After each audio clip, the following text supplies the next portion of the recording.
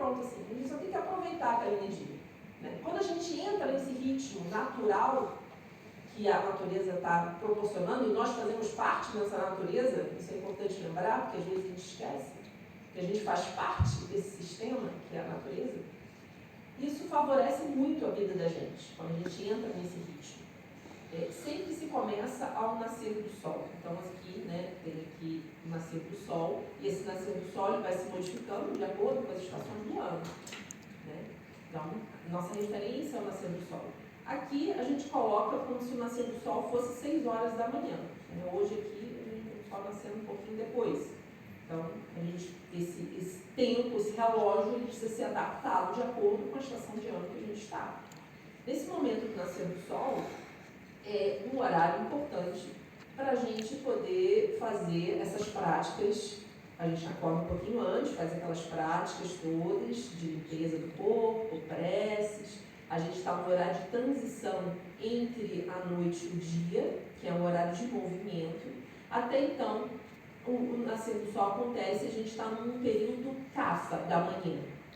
Esse período cafa da manhã é um período que toda a natureza estava parada, né? O mínimo de movimento possível acontecendo, a gente estava dormindo, e aí então começa-se um movimento, mas um movimento ainda lento, dentro de nós e externamente também. O sol está mais brando, não está forte como o meio-dia. O sol ainda está brando, as coisas ainda estão acordando, internamente e externamente. Então é um horário que precisa ser realmente devagar. Ao mesmo tempo, precisa-se de um estímulo para que gere essa energia, né? Para que se movimente essa energia e a gente chegar no meio do dia muito bem disposto. Então, o horário é indicado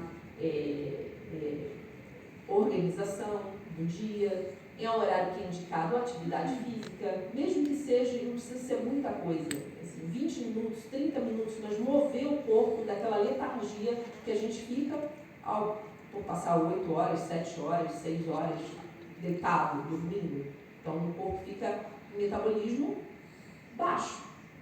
Então, quando a gente acorda, a gente precisa mover o corpo.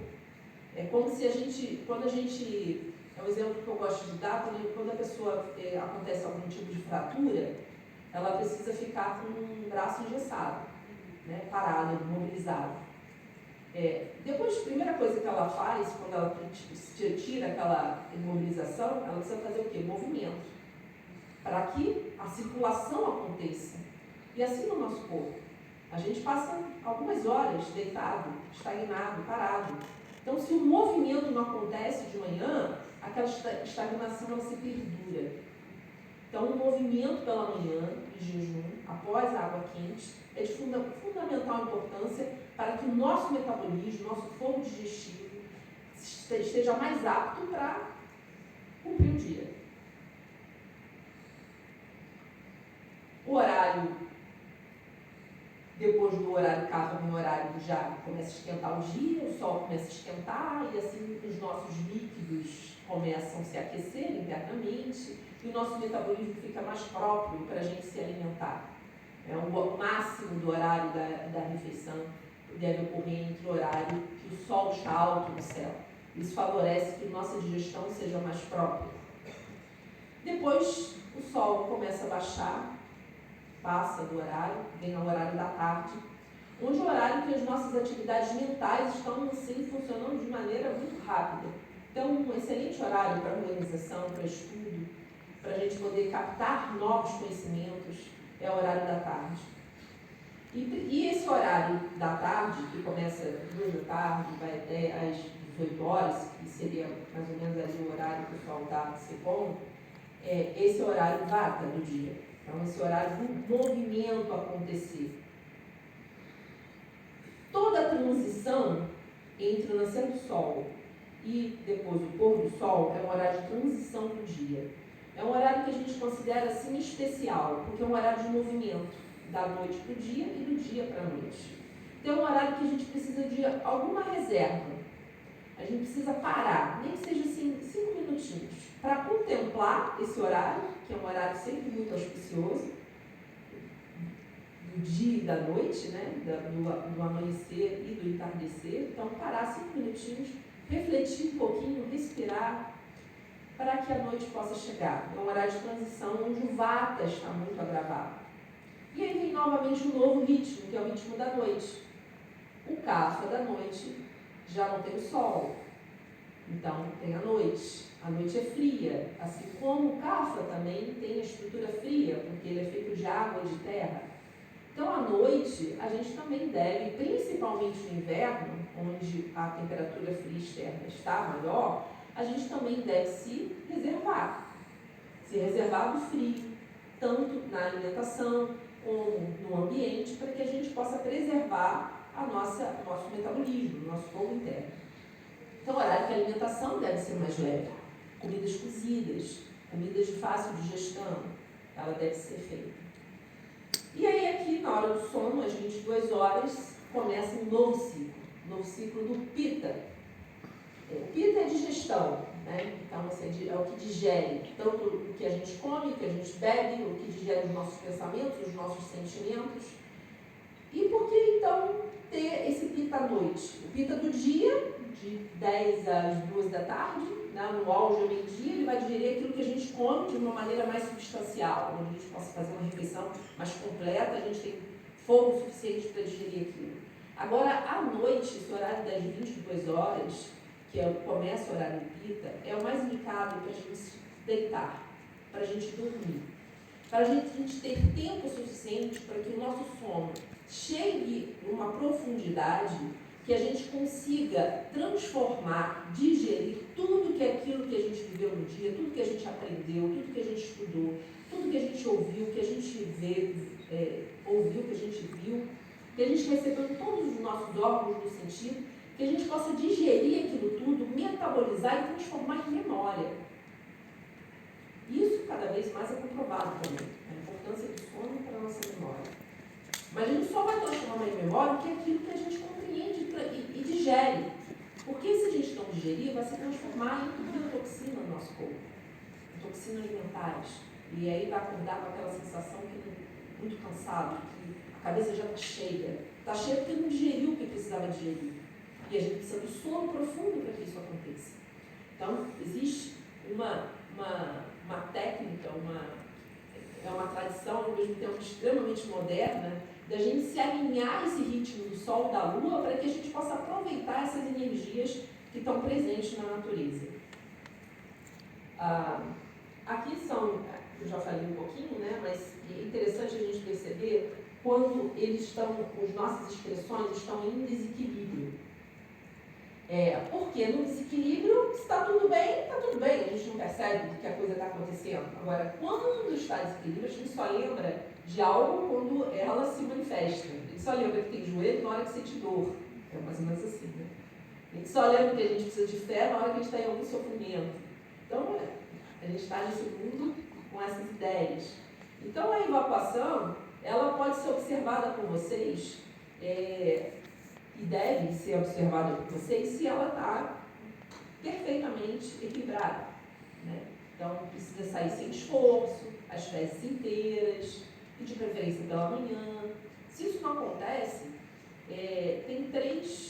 dentro dos doshas, tem 3 qualidades, né, dessa evacuação que pode expressar esse dosha agravado dentro de você mesmo.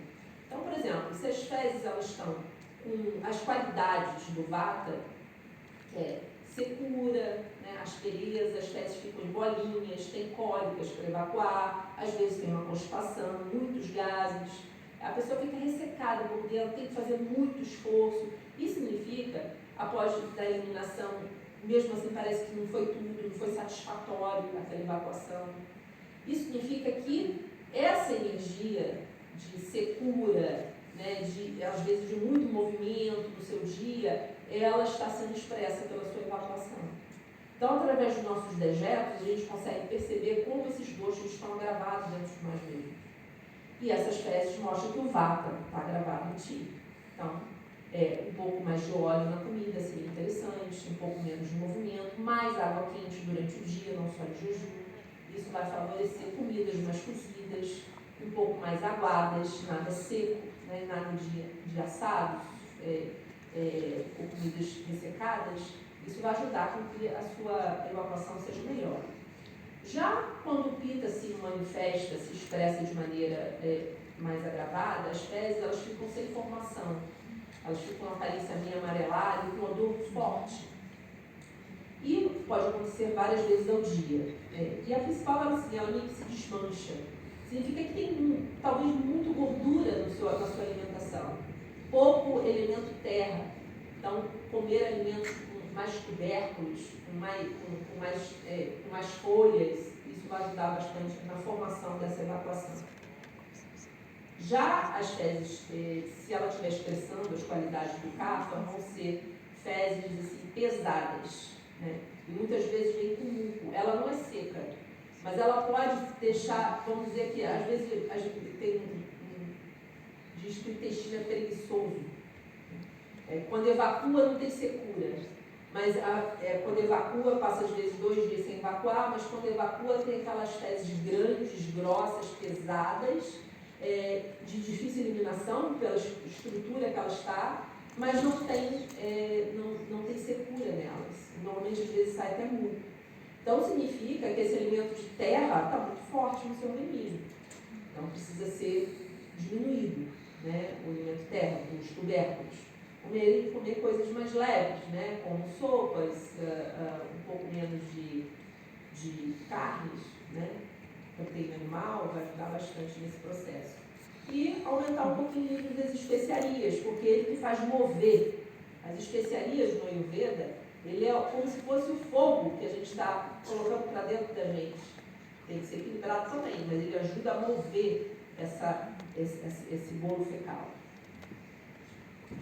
A urina, quando ela é formada com espuma e sem cor, né, ela está expressando ali uma urina muito clara, pode estar expressando que os rins não estão funcionando de maneira própria, está eliminando um pouco de proteína. A absorção ali, o filtro não está funcionando bem. Isso significa que o vata está agravado. Né? Então, o líquido que deve ser ingerido durante o dia tem que ser um líquido mais quente, mais aquecido. Então, beber água morna, beber chás, principalmente chás de coentro, vão ajudar nessa urina. Uma urina que seja um amarelo muito forte, amarronzada, com forte odor, significa que o nível de acidez do seu sangue está muito alto. Então, mais água precisa ser bebida. E alguns chás purificadores, pode ser o chá da semente de coentro. A semente de coentro é usada dentro do Ayurveda com uma função de limpar o sangue. É dito até que ajuda a eliminar os metais pesados no sangue, de tamanho poder que ela tem, que a gente usa ela muito pouco, tanto na alimentação como na forma de chá. Então, o sistema urinário, o melhor amigo é a semente do coentro, tanto para a limpeza como purificação dela. E a urina CAFA, ela vai vir com um pouco de sedimento, aquela urina que a gente fica um pouco esbranquiçada, tem um pouco de muco, né? É sinal que ali está com muito muco em todo o seu organismo. Então, reduzir os laticínios vai ser muito importante aqui. O suor. Né? É comum as pessoas dizerem que sua um pouco. E aí tem duas maneiras e a gente também não dá muita importância ao suor. O suor é uma maneira de excretar a toxina do seu sangue. E a gente deve suar diariamente, nem que seja um pouquinho. E por isso que a atividade física acaba, e cada vez mais é comprovado a importância dela para a manutenção da saúde. Porque o suar é muito importante. Agora, mesmo que se faça atividade física e a pessoa não sue, então tem duas opções. Ou ela não tem água suficiente no corpo para poder eliminar por uma secura no seu corpo, ou então ela tem os canais do corpo obstruídos, e que aí a sudorese não consegue ser eliminada. E isso precisa acontecer. Porque se os canais estão bloqueados, o sistema líquido do corpo, né, linfático não está acontecendo, isso pode ser causa de doenças, mas no futuro. Então, a Ayurveda tem as terapias de purificação, os shodhanas que auxiliam nesse processo, e as saunas, que são uma prática terapêutica que a Ayurveda tem. A Swedana é uma sauna terapêutica onde a cabeça não é aquecida, e diversas formas de se colocar calor no corpo para estimular essa sudorese. Ela deve ser incentivada se a pessoa não sua. Então, uma correta eliminação do suor, de acordo com estímulos externos, né, ou atividade física ou o calor externo, ela precisa ser observada se ela está acontecendo. Limpeza da boca dos dentes. O Ayurveda tem algumas técnicas, né, são várias aí, a orientação individual, mas que ela deve ser feita. Se ela não for feita simplesmente com decocto de ervas, pelo menos que se faça com água quente. Água quente, bochechando, gargarejando, para limpar essa saburra, esse muco que fica na boca, né, durante a noite. Esses bochechos, eles podem ser, assim, potencializados, se a gente coloca um pouquinho de óleo de gengibre, por exemplo, neles, e a gente bochecha e gargareja. Então, o óleo ajuda a limpar ali entre os dentes, fortalece a gengiva, fortalece a mucosa interna da boca, né? E pode ser feito, se a gente quiser potencializar mais ainda, com alguns decoctos.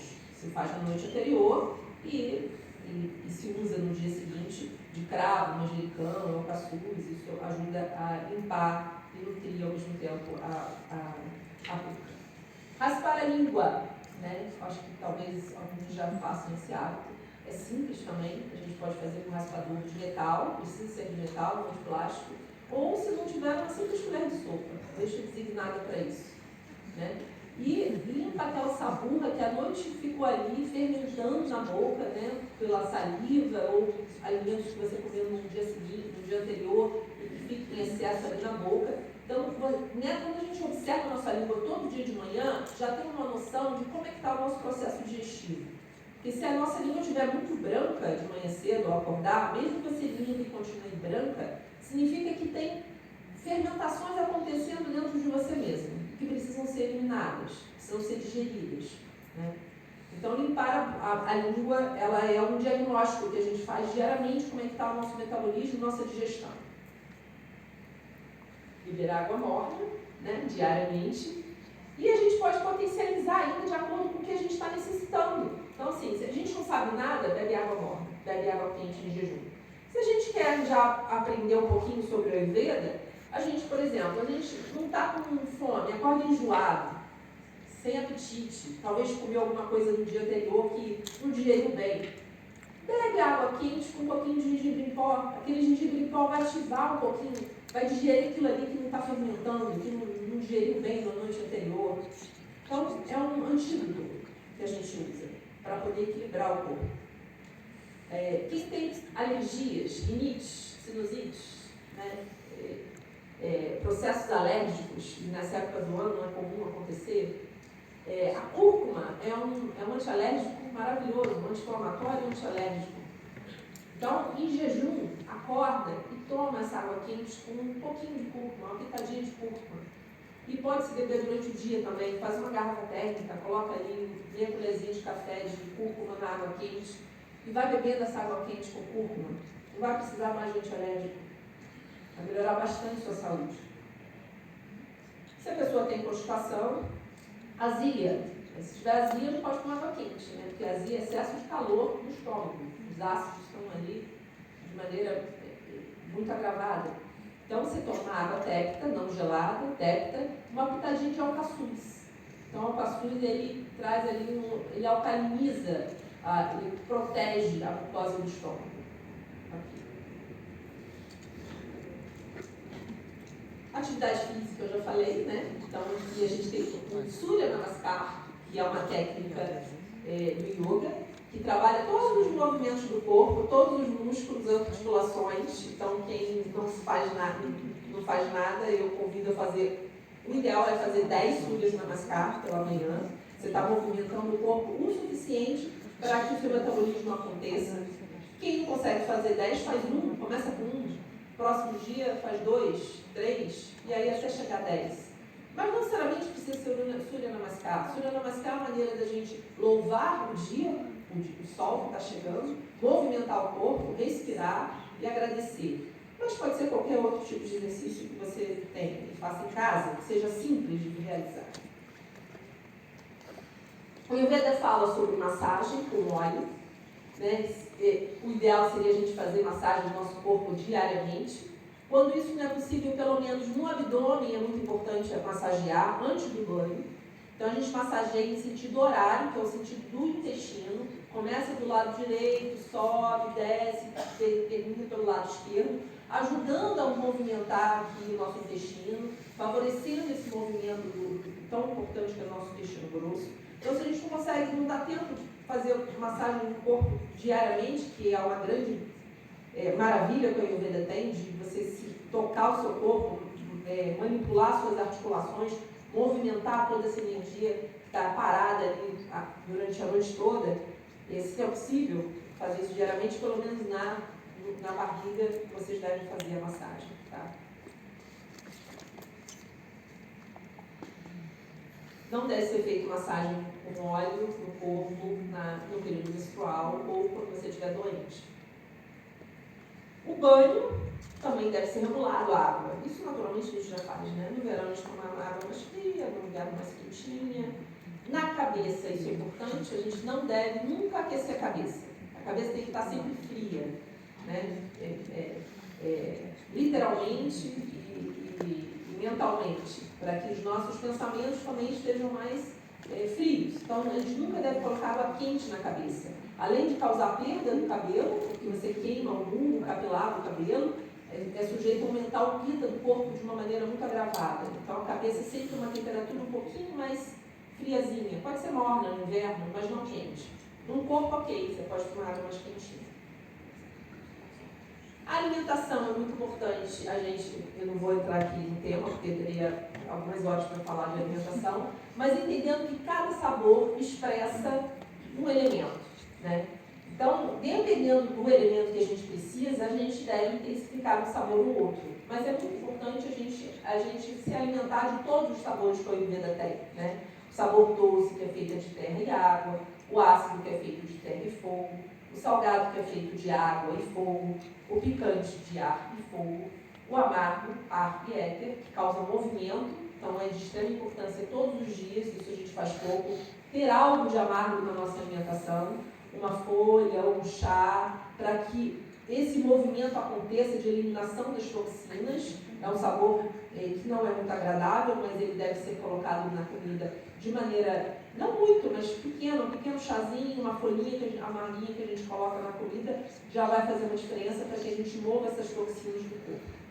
E o adstringente, que é formado de ar e terra. Então, vamos falar aqui um pouquinho do sono, né? O Ayurveda tem uma rotina do sono.